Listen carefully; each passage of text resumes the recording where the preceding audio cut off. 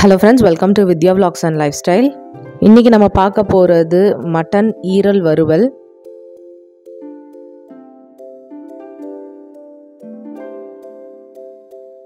அதுக்கு நான் முதல்ல 1/4 கிலோ அளவுக்கு ஈரல் இந்த மாதிரி கட் பண்ணி எடுத்துக்கிட்டேன்.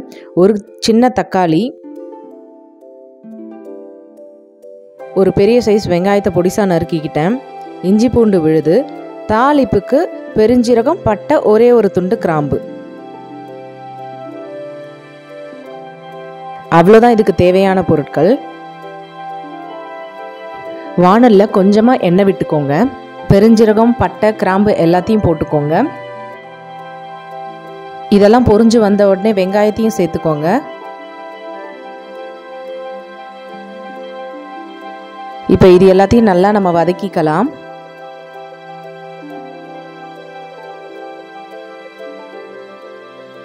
இப்போ இது கூடவே தேவையான அளவுக்கு உப்பு சேர்த்துக்கோங்க.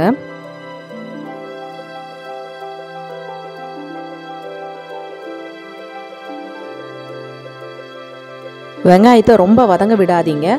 இப்போ நம்ம இஞ்சி பூண்டும் சேர்த்துக்கலாம்.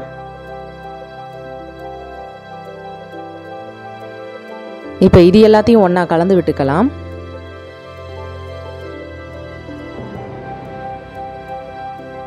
இப்போ இந்த ஸ்டேஜில் நம்ம தக்காளியும் சேர்த்துக்கலாம்.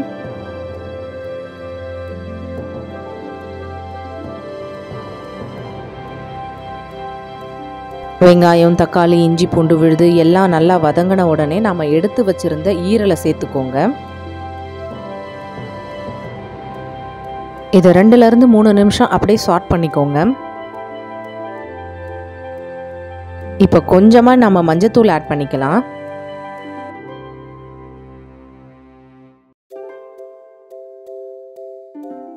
இப்போ நான் வீட்டில் அரைச்ச குழம்பு மிளகாய் தூள் ஆட் பண்ணிக்கிறேன். வீட்டில் அரைக்கிற குழம்பு மிளகாய் தூள் தான் ரொம்ப டேஸ்ட்டாக இருக்கும் வெளியில் வாங்குறத விட. இது எல்லாத்தையும் ஒன்றா மிக்ஸ் பண்ணிக்கலாம்.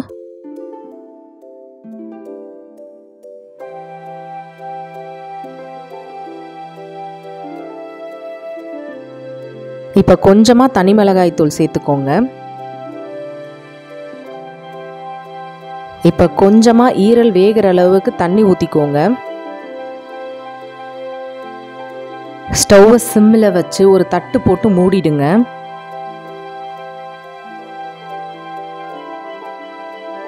அப்பப்போ எடுத்து நீங்கள் கிளறி விட்டுக்கோங்க.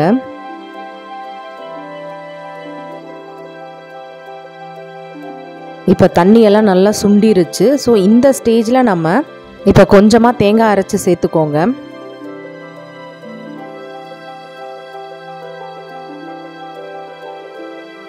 இது எல்லாத்தையும் ஒன்றா மிக்ஸ் பண்ணிக்கோங்க.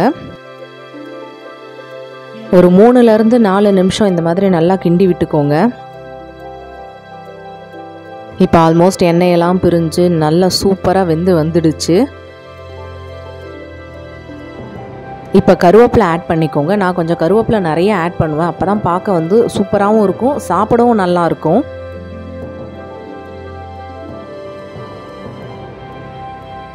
இதை ஒரு 2லேருந்து 3 நிமிஷம் நல்லா ரோஸ்ட் பண்ணி பார்த்தீங்கன்னா இந்த மாதிரி தனித்தனியாக எல்லாமே தெரியணும். பிரிஞ்சு பார்க்கவே கலர்ஃபுல்லாக டேஸ்ட்டாக சூப்பராக இருக்குது.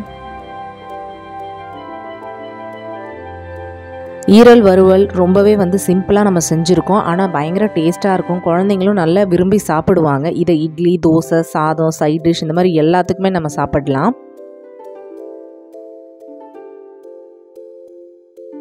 நீங்களும் இதை ட்ரை பண்ணி பாருங்கள். இந்த வீடியோ உங்களுக்கு பிடிச்சிருந்ததுன்னா சப்போர்ட் பண்ணுங்கள் ஃப்ரெண்ட்ஸ். தேங்க்யூ.